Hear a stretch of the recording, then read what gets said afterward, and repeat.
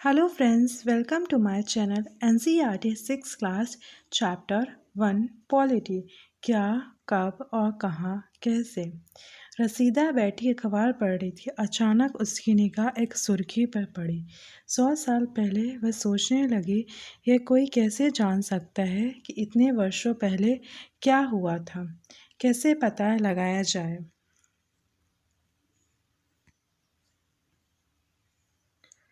यह जानने के लिए कल क्या हुआ तुम रेडियो सुन सकते हो, टेलीविज़न देख सकते हो या फिर अखबार पढ़ सकते हो। साथ ही यह जानने के लिए पिछले साल क्या हुआ तुम किसी ऐसे व्यक्ति से बात कर सकते हो जो उस समय की स्मृति में हो। लेकिन बहुत पहले क्या हुआ था ये कैसे जाना जा सकता है। अतीत के बारे में हम क्या जान सकते हैं। अतीत के बारे में बहुत कुछ जाना जा सकता है, जैसे लोग क्या खाते थे, कैसे कपड़े पहनते थे, किस तरह के घरों में रहते थे। हम आखेटक, पशुपालक, कृषक, शासकों, व्यापारी, पुरोहित, शिल्पकार, कलाकार या संगीतकार या फिर वैज्ञानिकों के जीवन के बारे में जानकारियाँ भी हासिल कर सकते। यही नहीं, हम यह भी पता कर सकते हैं कि उस समय के बच्चे कौन से खेल खेलते थे, कौन सी कहानियाँ सुना करते थे, कौन से नाटक देखा करते थे या फिर कौन से गीत गाते थे। ठीक है, ये सब हम जान सकते हैं। लोग कहाँ रहते थे, लोग जो है कहाँ रहते थे। मंचित वर्ण, नर्मदा नदी का पता लगा।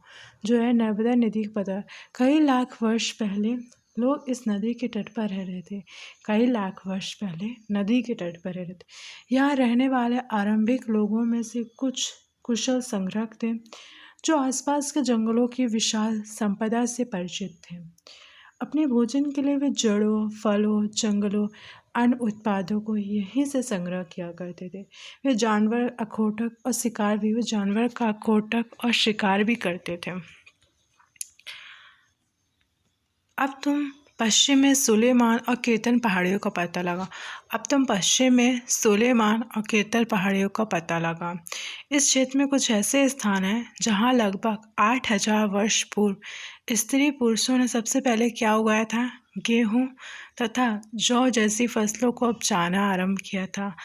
इस क्षेत्र 8000 वर्ष से पहले पुरुषों ने क्या उगाया था, गेहूं और जौ जैसी फसलों को उपजाना आरंभ किया था। उन्होंने भेड़, बकरी, गाय, बैल जैसे पशुओं को पालतू बनाना शुरू किया था। ये लोग गांव में रहते थे। ये लोग कहाँ रहते थे, गांव में रहते थे। उत्तर पूर्व में गांव, मध्य भारत में विंध्य पहाड़ियाँ का पता लगा। ये कुछ ऐसे अन्य क्षेत्र हैं जहाँ कृषि का विकास हुआ। यहाँ सबसे पहले चावल उगाया गया था। वे स्थान विंध्य के उत्तर में स्थित थे। उपमहाद्वीप का प्राकृतिक मानचित्र। काबुल नदी, सुलेमान, झेलम नदी, चिनाब नदी, रावी नदी, सतलज नदी, व्यास नदी। मंचित पर सिंधु और इसकी सहायक नदियों का पता लगाने का प्रयास करो। सहायक नदी उन्हें कहते हैं जो एक बड़ी नदी मिल जाती है। सहायक नदी उन्हें कहते हैं जो एक बड़ी नदी मिल जाती है। लगभग 4700 वर्ष पूर्व इन्हीं नदियों के किनारे कुछ आरंभिक नगर भी फले फूले। गंगा और इसकी सहायक नदियों किनारे समुद्र के तटवर्ती इलाकों में नगरों का विकास 2500 वर्ष पूर्व हुआ। गंगा इसकी सहायक नदी सोन का पतला। गंगा के दक्षिण में इन नदियों के आसपास का क्षेत्र प्राचीन काल में मगध, वर्तमान में बिहार नाम से जाना जाता है। प्राचीन मगध वर्तमान में बिहार नाम से जाना जाता है। इसके शासक बहुत ही शक्तिशाली थे। उन्होंने एक विशाल राज्य की स्थापना की। देश के अन्य हिस्सों में भी ऐसे राज्यों की स्थापना की। देश के अन्य हिस्सों में ऐसे राज्यों की स्थापना की गई। ठीक है, लोगों ने सदैव उपमहाद्वीप के एक हिस्से से दूसरे हिस्से तक यात्रा की। लोगों ने सदैव उपमहाद्वीप के एक हिस्से से दूसरे हिस्से तक यात्रा की। कभी कभी हिमालय जैसे ऊंचे पर्वत, पहाड़ियों, रेगिस्तान, नदियाँ और समुद्र के कारण यात्रा का जोखिम भरा होता है। फिर भी ये यात्रा उनके लिए असंभव नहीं थी। अतः कभी कभी लोग काम की तलाश में तो कभी प्राकृतिक आपदाओं के कारण एक स्थान से दूसरे स्थान जाया करते थे। कभी कभी सेनाएं दूसरे क्षेत्रों पर विजय हासिल, कभी कभी जो सेनाएं हैं दूसरे क्षेत्रों पर विजय हासिल करने के लिए इसके अतिरिक्त व्यापारी भी कभी भी काफिले में तो कभी जहाज़ों में अपने साथ मूल्यवान वस्तु को लेकर एक स्थान से दूसरे स्थान जाए। कभी कभी व्यापारी मतलब बहुत सारे पैसे लेकर वस्तु एक स्थान से दूसरे स्थान जाया करते थे। धार्मिक गुरु लोगों को शिक्षा और सलाह देते हो एक गांव से दूसरे गांव तो एक कस्बे से दूसरे कस्बे जाया करते थे। कुछ लोग नए और रोचक स्थानों के खोजने की चाह में उत्सुकता बस यात्रा किया करते थे। इन सभी यात्राओं से लोगों को एक दूसरे के विचारों को जानने का अवसर मिला। आज लोग यात्राएं क्यों करते हैं? आज जो लोग हैं यात्राएं क्यों करते हैं?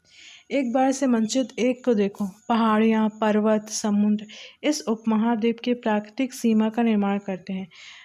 पहाड़ियाँ जो पर्वत और समुद्र हैं वो उपमहाद्वीप की प्राकृतिक सीमा का निर्माण करते हैं। हालांकि लोगों ने इन सीमाओं को पार करना आसान ही था। जिन्होंने ऐसा चाहा वे ऐसा कर सके।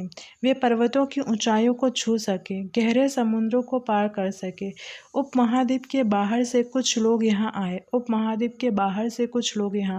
और यहीं बस गए लोगों के इस आवागमन ने हमारी संस्कृति और परंपराओं को समृद्ध बनाया। लोगों का ये जो आवागमन था हमारी संस्कृति और परंपराओं को समृद्ध बनाया। कई सौ वर्षों से लोग पत्थरों को तराशने, संगीत को रचने, यहाँ तक कि भोजन बनाने के नए तरीकों के बारे में एक दूसरे के विचारों को अपनाते रहे। कई सौ वर्षों से लोग पत्थरों को तराशने, जो पत्थर को तराशते हैं, संगीत को रचना, यहाँ तक कि भोजन बनाने के नए तरीकों के बारे में एक दूसरे के विचारों को बारे में अपनाते रहे। देश का नाम, अपने देश के लिए हम प्राय इंडिया, भारत जैसे नामों का प्रयोग करते हैं। देश का नाम, अपने देश के लिए हम प्रायः इंडिया तथा भारत जैसे नामों का प्रयोग करते हैं। इंडिया शब्द इंडस से निकला। इंडिया शब्द किससे निकला? इंडस से, जिसे संस्कृत में सिंधु कहा जाता है। उसने एटलस में ईरान और यूनान का पता लगाया और अपने एटलस में उसने किसका पता लगाया? ईरान और यूनान का पता। लगभग 2500 वर्ष पूर्व उत्तर पश्चिम की ओर आने वाले ईरानियों और यूनानियों ने सिंधु इंदोस इसी नदी के पूर्व में स्थित भूमि प्रदेश को इंडिया कहा। भारत नाम का प्रयोग उत्तर पश्चिम में रहने वाले लोगों के एक समूह के लिए किया जाता है। इस समूह का उल्लेख संस्कृत के आरंभिक लगभग 3500 वर्ष पूर्व कृत ऋग्वेद में मिलता है। बाद में प्रयोग देश के लिए होने लगा। अतीत के बारे में कैसे जानें? अतीत की जानकारी हम कई तरह से प्राप्त कर सकते हैं। इनमें से एक तरीका है अतीत में लिखी पुस्तकों को ढूंढना और पढ़ना। यह पुस्तकें हाथ से लिखी होने का पांडुलिपि कही जाती हैं। अंग्रेजी में पांडुलिपि के लिए प्रयुक्त होने वाला मैन्युस्क्रिप्ट शब्द लैटिन शब्द के मैन्यू, जिसका अर्थ है हाथ से निकला है। पांडुलिपियाँ प्रायः ताड़पत्र अथवा हिमालय क्षेत्र में उगने वाले भूर्ज नामक पेड़ की छाल से विशेष तरीके से तैयार भोजपत्र पर लिखी मिलती हैं। इतने वर्षों में से इन कई पांडुलिपियों को कीड़ों ने खा लिया। इतने वर्षों में जो कई पांडुलिपियाँ थी किसने खा लिया? कीड़ों में खा लिया। कुछ नष्ट कर दी गई, कुछ जो है नष्ट कर, फिर भी ऐसी कई पांडुलिपियाँ आज भी उपलब्ध हैं। प्रायः ये पांडुलिपियाँ मंदिरों, विहारों में प्राप्त होती हैं। इन पुस्तकों में धार्मिक मान्यताएं, व्यवहार, राजाओं के जीवन, औषधियाँ, विज्ञान आदि सभी प्रकार के विषयों की चर्चा मिलती है। इसके अतिरिक्त हमारे यहाँ महाकाव्य, कविताएं और नाटक भी हैं। इनमें से कई संस्कृत में लिखे हुए मिलते हैं, जबकि अन्य प्राकृत और तमिल में। प्राकृत भाषा का प्रयोग आम लोग करते हैं। कौन लोग करते हैं? आम लोग करते हैं। इन अवलोकों का अध्ययन कर सकते हैं। ऐसे लेख पत्थर अथवा धातु जैसी अपेक्षाकृत कठोर सतह पर उत्कीर्ण किए जाते हैं। कभी कभी शासक अन्य लोग अपने आदेशों को इसी तरह उत्कीर्ण करवाते हैं। कभी कभी पत्थरों पर लोग लिख देते हैं ताकि लोग उन्हें देख सके, पढ़ सके, उनका पालन कर सके, और पालन कर सके। कुछ अन्य प्रकार के अभिलेख भी मिलते हैं, जिनमें राजाओं, रानी सहित अन्य स्त्री पुरुषों ने भी अपने कार्यों के विवरण उत्कीर्ण करवाए हैं। उदाहरण के लिए प्रायः शासक लड़ाइयों में अर्जित विजयों का लेखा जोखा रखा करते थे। क्या तुम बता सकती हो कि कठोर सतह पर लेख लिखवाने के क्या लाभ है? कठोर सतह पर क्या लिखवाने के लाभ हो? ऐसा कराने में क्या क्या कठिनाइयाँ आती थी? इसके अतिरिक्त कई अन्य वस्तुएं अतीत में बनी और प्रयोग में लाई जाती थी। इसके अतिरिक्त अन्य कई वस्तुएं अतीत में बनी और प्रयोग में लाई जाती थी। ऐसी वस्तुओं का अध्ययन करने वाला व्यक्ति पुरातात्विक कहलाता है। ऐसे व्यक्तियों का अध्ययन करने वाला व्यक्ति पुरातात्विक कहलाता है। पुरातात्विक पत्थर और ईंटों से बनी इमारतों के अवशेषों, चित्रों और मूर्तियों का अध्ययन करते हैं। पुरातात्विक इसलिए पत्थर, ईंट से बनी इमारतें, अवशेष और चित्रों और मूर्तियों का अध्ययन करते हैं। वे औजार और हथियार और बर्तन, आभूषण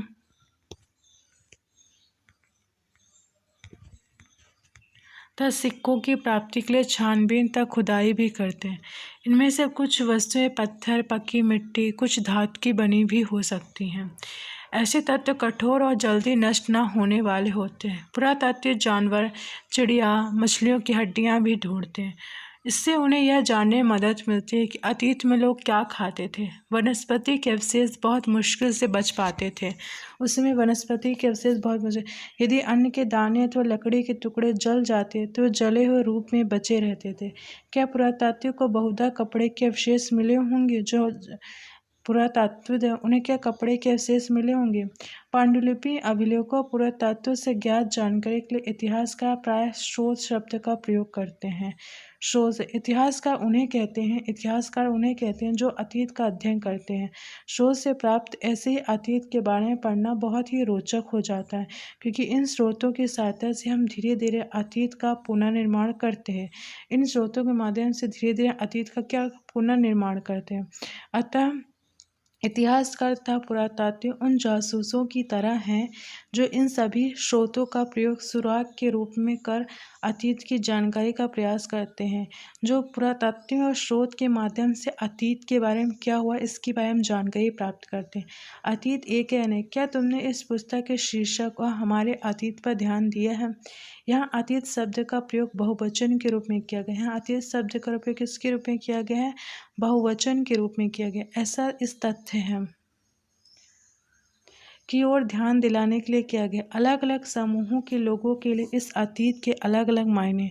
उदाहरण के लिए पशुपालक अथवा कृषकों का जीवन, राजाओं और रानियों के जीवन तथा व्यापारियों का जीवन शिल्पकारों के जीवन से बहुत भिन्न था।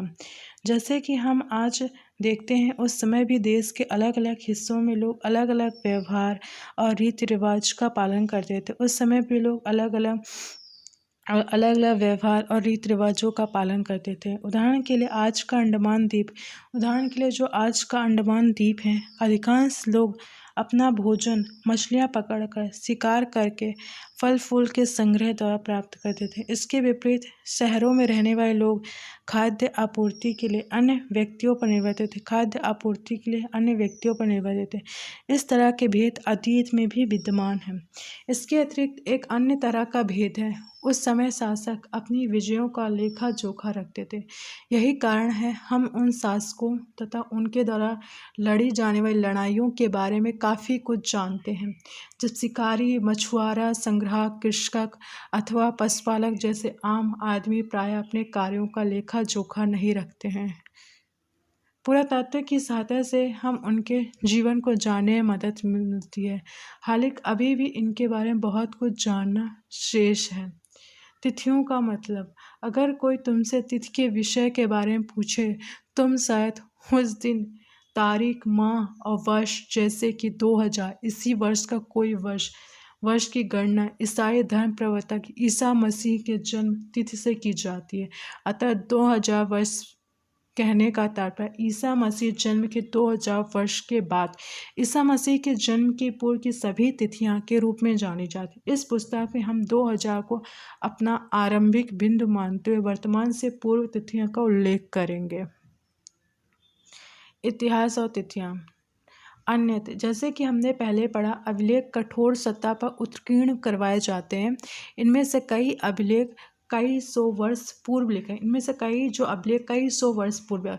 सभी अभिलेखों में लिपियों और भाषाओं का प्रयोग है। सभी अभिलेखों में किसका प्रयोग है? लिपियों और भाषाओं का प्रयोग हुआ है। समय के साथ साथ अभिलेखों में प्रयुक्त भाषाएं और लिपियां बहुत बदलाव आ चुका है।